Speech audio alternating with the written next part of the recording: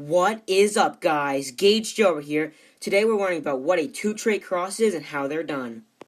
You might be wondering, what is a two-trait cross? Well, it's very simple.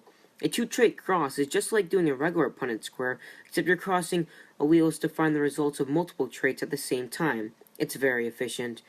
This is different from a regular dominant recessive cross because you're crossing alleles to determine multiple traits instead of just finding one trait. Now we're going to use two-trait cross to help the gardener figure out what the offspring of his flowers could look like.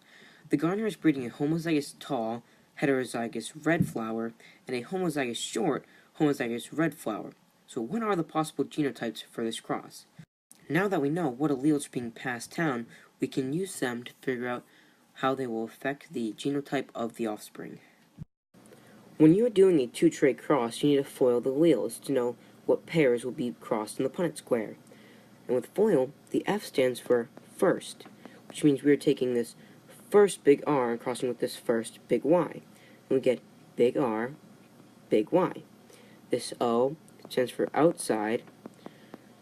So we take these two outside alleles, this big R, and cross it with this big Y to get big R, big Y. And I stands for inside. So we take these two inside alleles, the little r and the big Y, to get little r, big Y. And L stands for last. So we take the last big R and this last big Y to get big R, big Y. And now once you have done this with the other set of alleles, you'll be able to figure out what pairs will be crossed down in the Punnett square. Now that you have FOILed the other traits from the other flower, we can arrange them in this around this Punnett square for them to be crossed. Now we will take this R from this set of alleles and this R from this set of alleles and cross them into this box, and you should get big R, big R. Now we're going to do the same thing with the Y, so we're going to take this Y, this big Y, and cross them into this box to get big Y, big Y.